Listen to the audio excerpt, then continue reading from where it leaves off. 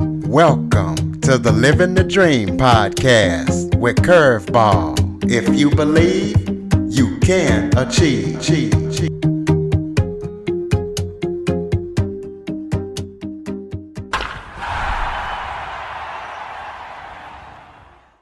Hello and welcome to another episode of Living the Dream with Curveball.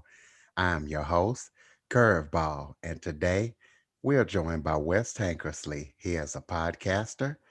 He is a motivational speaker, former college football player turned life coach. So, we're going to talk about his story and we're going to talk about what success meant for him and what it means for him today. Wes, thank you so much for joining me today. Hey, Curveball, thanks for having me on. I really appreciate the chance to kind of tell my story.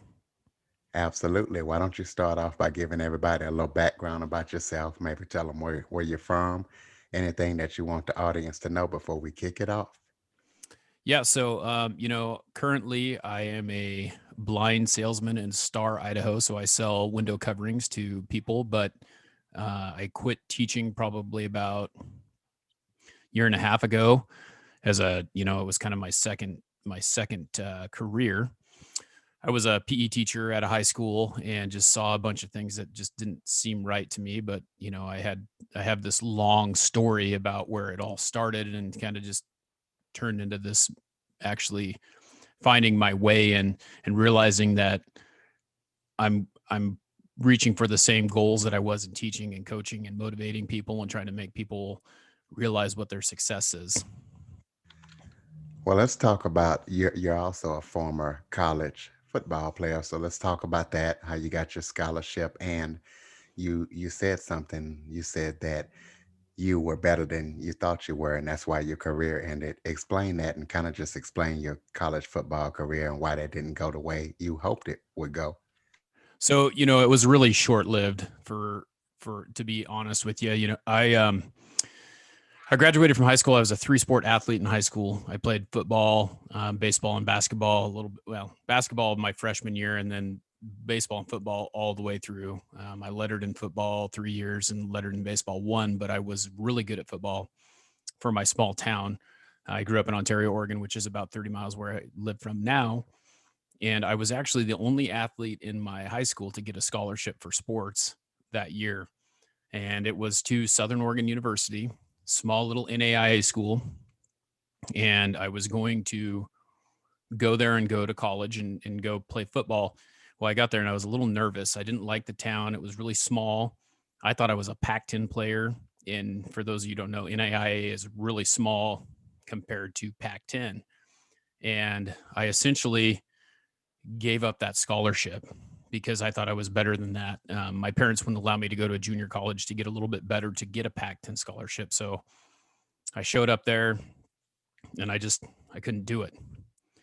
And then a couple of years later, I walked on at University of Idaho, which is a larger school, and found out that I was a little guy. I was this offensive lineman. I'm pretty big. I'm 6'3", weighed about 260, 270, but they had these guys who were 6'6", 350 pounds playing offensive tackle, which was my position. And I just couldn't do it. I couldn't keep up with those guys. They were bigger than me. They were stronger than me. They were faster than me. And I realized that it just wouldn't work out. It just wasn't going to be the path that would work for me. Well, if I'm correct, the Pac-10 is currently the Pac-12 now, right? Yeah, it is actually. It was the Pac-10 when, so I just turned 40. So, you know, I think it turned into the Pac-12 probably about 5-10 years ago. So it has been the Pac-12 for a while, but yeah, it was the Pac-10 when I was in high school. Did you think about trying another position, or did you just say, this is what I want to do, play offense line? If I can't do that, then I'm not doing it. Yeah, that was kind of the barrier. That was kind of the thing. It was like this position that I was so used to playing. I'd played it every year of high school. I was a center in middle school, and I wasn't fast enough to be a tight end. I was big enough to do the blocking portion. I didn't have really good hands, which that would probably have been a position that would have worked for me if I was a little bit better than what I was. But in hindsight, there was a whole lot of things that when you're a young kid you don't think about. And I wish I had the same mindset that I had now, because I could have made anything work if I would have just pushed myself. But I didn't have that kind of desire. It wasn't the same thing as I have now, where I know that I can do anything, and it just takes hard work. So what did you do? What path did you go on when you left football? So I was going to college and I quit, I was going to college part-time, and I ended up quitting, or going part-time to college, and then ended up quitting college, and I started working at a local tire dealership here called Les Schwab, which is pretty big tire dealer here in the Northwest. I actually just got bought by a big company. It was independently owned for a long time, and I worked there for 11 years. And then I got injured on the job. And when I got injured, I decided that the doctor told me I had two choices, because my knee was messed up from bending up and down, squatting, and doing a bunch of heavy lifting and things like that, and running on concrete for 11 years. And he said, you have two choices. You can either quit this job and take a more stationary job where you sit down, or you can have your knee replaced. And this was 8 years ago. So a 32-year-old getting his knee replaced was kind of one of those things where you do it, you're going to have two or three of those by the time you die, which it's not. Once you get a revision on a knee injury, it's not very fun. So I went back to college. And the first time I went to college, I had a 1.65 GPA for the year and a half that I went. So I had to dig out of this little hole that I was in. I had to start at the very lowest math class. There was a bunch of stuff. I had to take classes over again that I had taken before, because I didn't have credit for them. But essentially, I ended up graduating in 4 years with my bachelor's degree and a 3.65 GPA. So it was quite a bit of a turnaround. Then after So that, I started teaching a little bit. And while I was teaching, I got my master's degree. So I taught for 4 years, and I just finished my master's degree, and then realized that it just wasn't going to work. It wasn't. Teaching and coaching was really what I wanted to do, but there was so many things that didn't fit and I didn't like, and it wasn't the same as when I was in school. speaking of that, when you started teaching, you talked about how parents allow kids to manipulate the system and they don't have any accountability. What did you explain what you meant by that? Well, it was interesting because, the first 2 years that I taught in this really small town, and I taught in a middle school, and kids were able to, they didn't, when I started working there, I was taking over a position for a person who was very lax. I was a PE teacher, and he's very lax in what he did. He didn't have any structure to what the kids were doing. He was allowing them to do whatever they do. Typical, like what you would think of a PE teacher 20 years ago. The kids would walk in and he'd say, what do you want to do today? And they'd say, let's play basketball. So they'd just play basketball. Well, when I came in there, it was like, this is physical education. You're going to warm up. You're going to stretch. You're going to exercise. We'll play a game. I'm going to teach you the skills and things like that. Well, in that school, I started out with 40 kids in the class, and they didn't like the fact that they weren't going to do things. So they would just go home and tell their parents, hey, this class is no fun. I'm going to get out of it. And the counselors at the time would just let them go and switch from class to class. So when I was in school, things like that didn't happen. You were in the class and you either did what the teacher said and followed the directions, or I would go home and my parents would say, well, what did you do, to get in trouble? And they would support the teacher 100%. And then I learned in the high school situation as well. It was the same thing. When I went to high school, I always wanted to be a high school PE teacher because I coached high school baseball. And I found I had to teach out a class the first year that I was at the high school. So I taught senior project, and the kids were just doing things just to check the box. They weren't putting anything into it. And we had this really great senior project class where they had to learn how to write a resume and do presentations and do all these things that are real world skills that they would use later on in life. And their parents would just like, why are you doing this? Why do you have to do this? Why do they were always making excuses for him. A kid would turn something in and do very poor on it. You'd give them an F, and then the parent would call and chew the teacher out. So I would get chewed out because their kid didn't do the work, and And that was just kind of the way that it was. And that's the way that it's been now, where it used to be the parents, they would stand behind the teacher. And now it's more of, if you're not doing your job and the parent's mad at you, they can essentially get you to change the grade by going to the administration or whatever, because they don't back you up, because it's all about test scores and grades and things like that, when it used to be about do the work, and if you didn't do the work, then you didn't get the grade. Now, do you feel like that is um, all around every school or just where you were, or how do you feel about that? Because, yeah, that does go on. So, what do you feel? Is that widespread or just maybe in the town you in? I did it at two schools, and I saw it, when I student taught at two schools as well. And, at the elementary level, it wasn't such of a big deal, but in any high school that I was in, or any secondary school that I was in, it was pretty widespread. Now, I can only speak for Idaho because that's where I live, but you see kind of what's going on around the country. And I feel like, there's always been this, since I was probably, I don't know, in my mid 20s, there's this trophy mentality that no one can fail. No one can, everyone has to pass. Everyone has to, it started with No Child Left Behind. It's like, we can't fail a kid because they didn't do the work. We need to just keep pushing them through the system. And kids don't know how to fail because their parents aren't allowing them to fail, which I think that's pretty widespread. I think that's in our country, that's a big issue, I believe. Yep, it's called social promotion. Yeah. So, once you left school and got tired of it, is that why you got out because you got tired of it? And if so, what did you transition into? Yeah. So what happened was I quit. I had a friend that I was doing sales on the time, because as a teacher, you don't really get paid very much. Like I said, I finished my master's degree and I have all these student loans, and in my mind, looking at what I was going to get paid, I only got a $5,000 raise for getting my master's degree, a $5,000 a year raise, which in Idaho, teachers start out at $38,000 a year, which is, it's poverty level, really. I mean, there's a lot of people who can't live on that amount of money.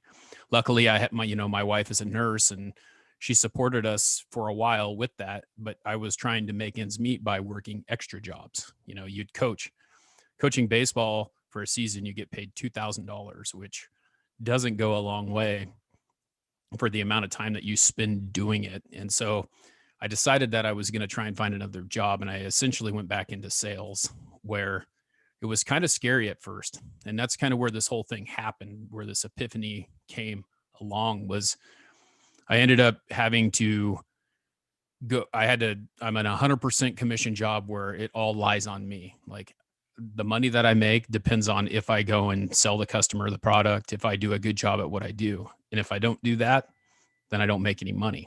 And it was really scary at first, because you get this paycheck that comes in every 2 weeks or once a month. And now all of a sudden you don't know what you're going to make. And so I started that, and I've been doing that for about a year and a half. And it messed with my mind a little bit at first, because I didn't think I was good enough at what I was doing, and I didn't know how I was going to survive. So I started to do things like getting on social media and promoting myself. I did some ads on Facebook to try and get myself some more business for the blind company, because essentially I'm working for myself. Although I work for the company, I'm trying to create income for myself. And so I ended up doing that, and then realized that it wasn't just going to work with just putting a Facebook ad on the internet. I needed to go out and I needed to meet people and meet realtors and make relationships with them and show them who I was. So I decided, hey, I'm going to do a podcast, and I'm going to interview these people who are local business people to try and get myself more business. So I would go to a realtor and say, hey, and like the first 5 podcasts that I did were business people that I would work with. And I was just trying to spread their name, earn their trust, get them to, call me when they needed some window coverings. And so, um, and then I started thinking about it. I felt so negative about the whole situation. I was always this glass is half empty kind of guy. And it was crazy, because I was like, what am I gaining from being like, nothing good is happening, but when it does, it makes me happy, to looking at it the other way. Like, what are the good things that I have? I have I have a roof over my house. I have a good job. I have people who love me and care about me. And I can look at it that way and flip that mentality. And the part of teaching that I didn't like was these kids and these parents doing that stuff. But then I started thinking about it and I started realizing that I could still teach and I could still coach and I could still help people be successful by showing them what success looked like. And success is different for everyone. It's different for you. It's different for me. It's different for my wife. It's a choice that you make. But a lot of people look at that as, I make lots of money. I drive around a Corvette. I live in a mansion. Like, that's what success looks like. Well, it's not. I mean, you can be working at McDonald's and make $7 an hour and be very happy doing that because you're serving people, and that's a success. So the podcast turned into Shaping Success because I want people to be successful and I want them to see that there's many ways to do that. So I interview people from every walk of life. I have had pastors on, I have had realtors on, I have had my one of my biggest guests who has had the most downloads is the creator of No Fear. So he's a brander. He's built 4 or 5 multiple brands, and it's just leading to more and more awesome things like that, where I'm going to show more and more people. I've had a pastor on, I've had artists on, I've had speakers on. So that's kind of how it turned into what it is now.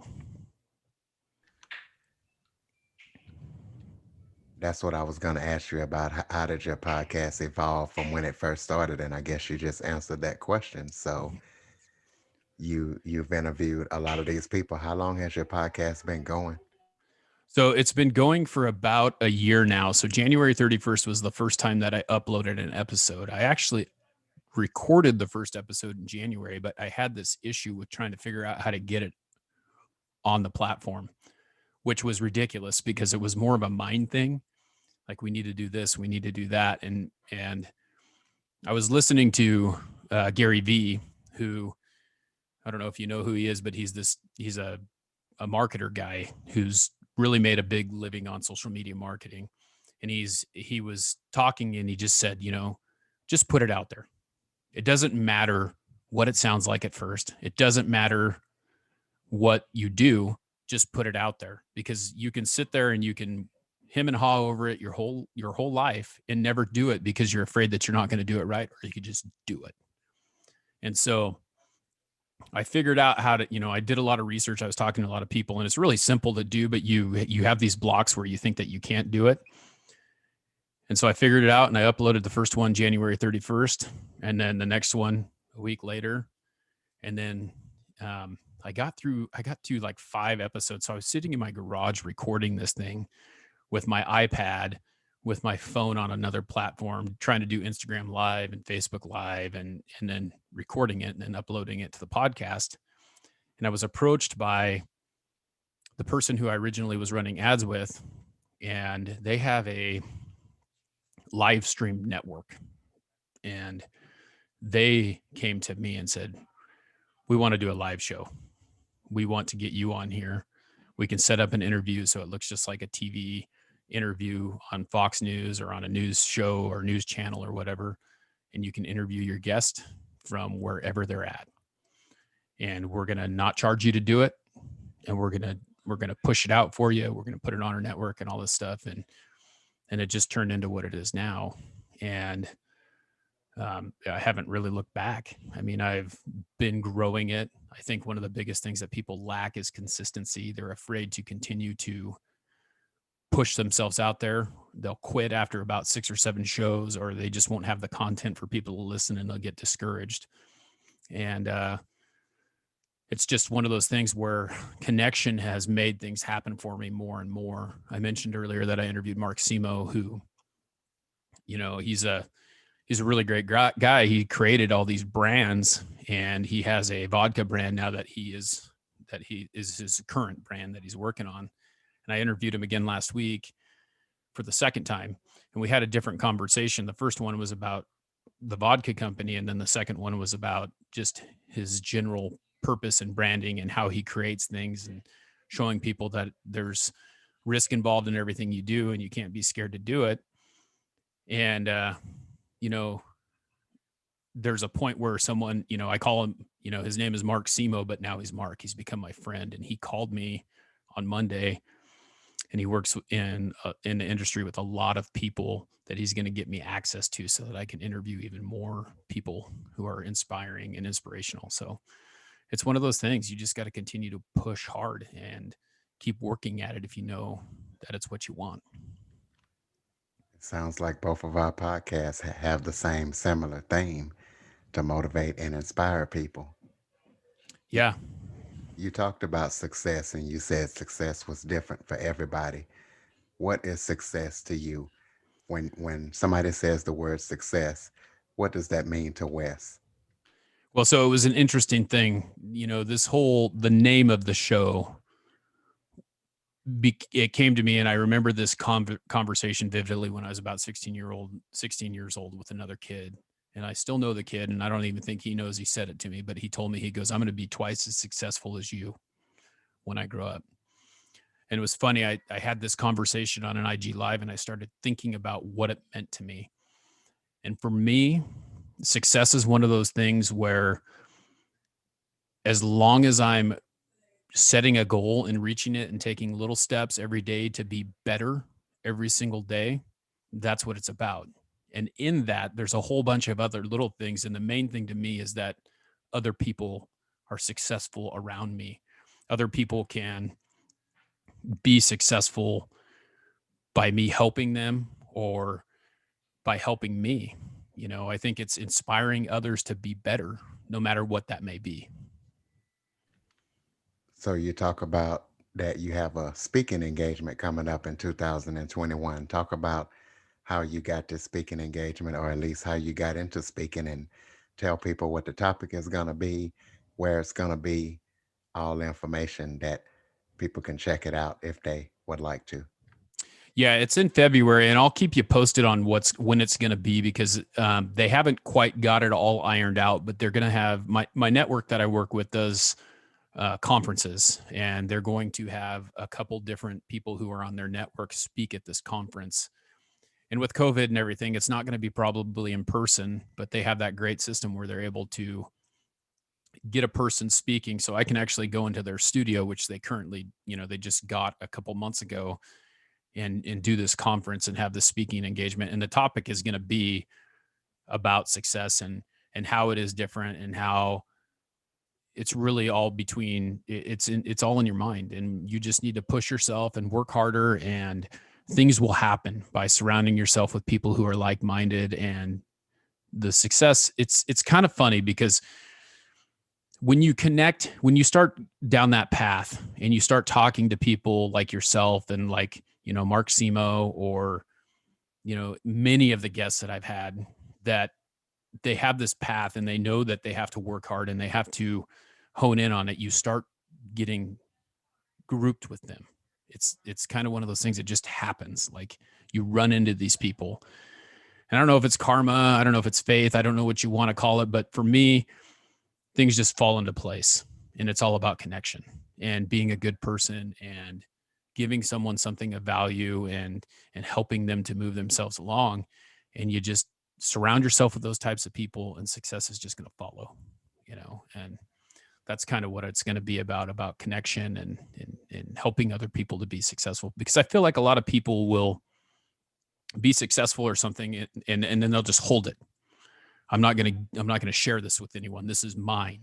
And that's not the way to do it. You need to share what you knew. No, you need to share your knowledge. I mean, I always, even back when I was working at the tire store, I was, an assistant manager at one point, and every single thing that I taught another employee how to do made my job easier and made them feel like they had part of the situation. They had a part in the process. And so that's really what it's going to be about. Absolutely. Networking is definitely important no matter what industry you're in.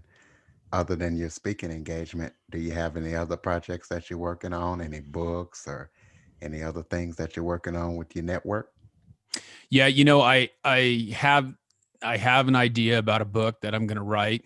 I haven't. It's one of those things where I need to get. I've actually interviewed a couple people who have authored books, but that's something that I really want to get into. Is I want to write a book. Um, I have that. I'm also trying to, this is kind of the beginning of the process. I've been only doing this for a year and a half now, but I'm going to also start doing a coaching business where I can do one-on-one calls with people and coach them, hopefully connect them with people who can help them to be better. I'm working on right now with the network. We talked about creating a podcasting network, and I'm working on building a proposal for that where we offer a service such as you get a show, you get 2 posts a week on your social media, that we'll post it to your podcast. We can help you create an intro and outro, just those kind of things, offering it. Because there's a lot of people right now who are doing podcasting. And I feel like with COVID, it's kind of opened up this new avenue to work through, because a lot of people will no longer be working in a building, and they can do things from their computer, and they're proving that every single day. And I don't think that after the pandemic is over, I feel like it's not going to, some people will go back to work because that's what they have to do. But most businesses are going to say, hey, you can stay at home and do work, and we don't have any overhead, and we can just pay you instead of paying to keep the lights on in a building. You can keep the lights on in your building yourself. Absolutely. You definitely got a great story. So we'll be looking forward to that book coming out. Throw out Yeah. any contact information that you have, let people know how they can listen to your podcast, how they can keep up with the great work that you're doing. Yeah. So the best place to find me, really, if you go to my Instagram account, it's at Wes.Tankersley. And I'll spell my last name for you because that's a long one, but it's Tankersley. So go there. In my bio, there's a Podspout link, and it has all my social media contact. It's kind of like a link tree, but it's a little bit different. And they actually sponsor my show, so they've helped me set up this great link. It's a little landing page, but it has all this information on there. So that's the best place, at Wes.Tankersley on Instagram. The podcast is called Shaping Success. And, I would love feedback, and, hopefully your audience can find some helpful information in what I'm doing as well. Absolutely. Is there any other topics that we haven't covered that you would like to talk about before we go? I don't think so. I think one of the biggest things I would say is that, don't be afraid to reach for the stars. Don't be afraid. If you have a goal and you have a dream of something that you want to do, you need to be willing to put in the work and know that it's possible no matter what. It's never out of reach. And I had that issue with football in my mind. It was in my mind. And if I had the mindset that I had now, I could have probably had a pretty successful football career, but I wouldn't change what I did. It's led me to this path of where I am now. And I really feel like my success is happening on a daily basis, and I can just keep adding to that. So continue to add to that, keep working hard.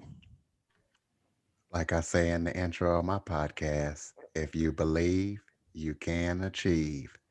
Wes, thank you so much for joining me today. Hey, Curveball, thank you for having me on. I really appreciate the opportunity. For more information on the Living the Dream podcast, visit www.djcurveball.com. Until next time, stay focused on living the dream.